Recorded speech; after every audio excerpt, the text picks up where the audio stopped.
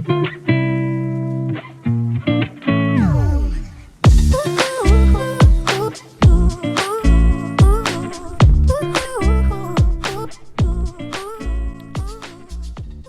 is good, everybody? Marcus Shows here, bringing you another video. Today we finally got some Call of Duty Vanguard gameplay. Hopefully I could give you guys some of my initial thoughts on this game. It's definitely better than Cold War, I'll tell you that much. But yeah, I just thought I make one of these videos just to, let you know how at least the multiplayer side of things are going, because once Warzone comes out, I'll probably shift my attention to that. But multiplayer has always been something I really liked, since back in the day, playing World at War, playing Black Ops. It's just they did a nice thing here where you kind of can use your multiplayer guns in Warzone. It's almost like a two-way street. So I could tell you about Cold War. My God, the grinds for Cold War weapons so we could use them in Warzone was just horrible, abysmal. One of the worst experiences of my life. The multiplayer was not good. Looking back at it, the maps were really not good. It was just not a good game, if you ask me. So with Vanguard here, we got a breath of fresh air, along with its pros and cons, and that's what I'm talking about. I'm gonna talk about the cons first, just because I want to end it off on a positive note. I consider myself a very optimistic person. Sometimes probably overly optimistic, but regardless, yeah, I'll tell you guys my thoughts here. And right here, this gameplay right here, I think it is on launch day. I think I'm playing with Jake and Tony, who I thought wasn't Tony the Tiger, which I thought wasn't gonna get this game, but I think did end up getting this game. So it was funny because he had told us, nah, it's just Battlefield, and then last second he caved. Apparently he says it's his subscribers that said, but yeah, I don't know. But yeah, we have a gameplay. I think this is day one. I think this is the first gun that I got drawn to was the Type 100. Yeah, Type 100, very fun gun. When I bring you these multiplayer gameplays, or at least if I do, I'll try to give you guys something good. There's nothing like playing the objective while getting kills. That's probably, to me, one of the most impressive things as a player you could do is not only be able to get your kills off, but also play the objective. And this one is kill confirmed, so just picking up tags. I got I think 51 eliminations, somewhere around there. But yeah, I hope you at least enjoy watching that while I talk over this. I'll briefly go through them. First, we have the biggest problem to me is the TTK. Oh my God, the time to kill in this game is horrible. You die so fast.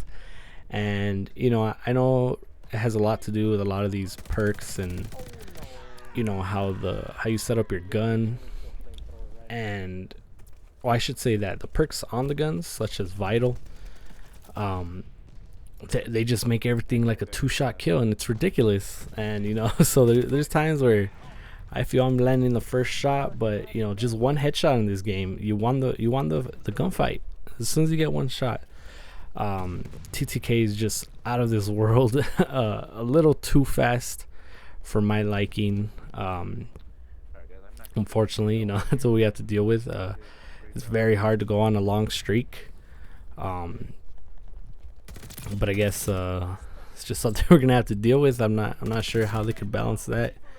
But they could definitely start with balancing the attachments. Next is we got Bloom on weapons, which I think this is unheard of. If you look at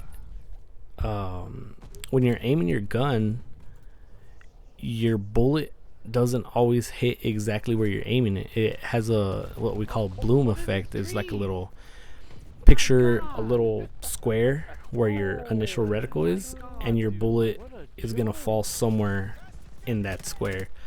So to me, this is and that's a first for Call of Duty, by the way. That's never happened before, and that's one of the worst things you can do to it, because that means you could technically have the most perfect aim, but because the other guy got better RGN than you, and was able to land those hits where the computer randomized his shots to, he wins the gunfight. And to me that's kind of ridiculous. Something I have no idea why they would add. If you go Google Call of Duty Bloom, there's a lot of videos covering it way more in depth. And yeah, so though TTK and Bloom, main things. And the last thing I just want to talk about is the objective play. I don't know why they're going away from score streaks. It's still kind of all about kill streaks, and it sucks. I'm not sure if it was in this gameplay. I know it was the same map, but there's no incentive to play the objective. For example, I want to say I was on one of these streaks, right? I was so close to getting my last streak, and I kill someone, and his dog tag lands in the middle of nowhere, where I'm like, oh shoot, do I risk running to go get it, for my streak, or just play it safe and not go for the objective? And me, being the objective player that I am, I go to it and I get killed. And I got mad because the only thing running through my head was like, what was the point of doing that? There's no point in doing that whatsoever. I could have just it's not like I was gonna get incentivized for picking up the tag, where in previous Call of Duties, a certain amount of tags you pick up adds up to a kill, and a flag capture is a kill, things like that. So I really wish they would bring back like that. It would really encourage objective play, especially me, a domination player. I like kill confirmed. Hardpoint I could tolerate, but at least that's what I see as the cons. Could be missing a couple, but those are the main things that really I wanted to talk about. And then we could switch over to good things, because there's a lot of good things I feel in this game. And I will talk about very first thing is the content. There's a bunch of guns, there's a bunch of maps. To me, it already feels way more complete than Cold War. Cold War dropped with just 4 SMGs, 4 assaults, launcher, a pistol. It felt really incomplete. This one has 16 maps, not including the Champion Hill map. So I think that's a fantastic start. A lot of people are saying, no, you can't praise them for doing what they're supposed to. But I mean, in my head, the maps are actually pretty good.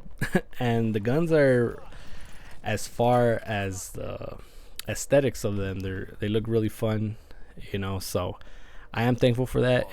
Especially because last game people were already getting gold camo, first day. Like, it was something ridiculous like that. So now that we have a nice little good stream of maps and guns, we won't get bored.